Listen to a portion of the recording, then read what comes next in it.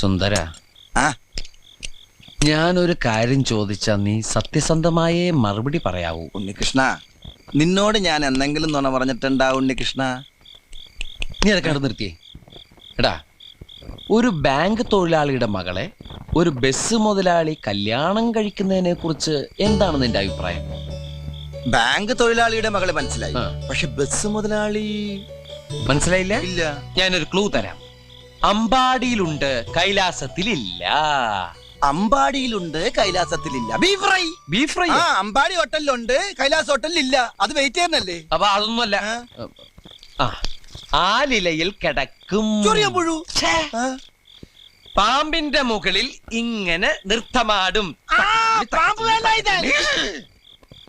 നീല നിറത്തിലുള്ള ഉജാല, ഉജാല, ഉജാല. വേണ്ട വേണ്ട, എല്ലാം മാക്കി.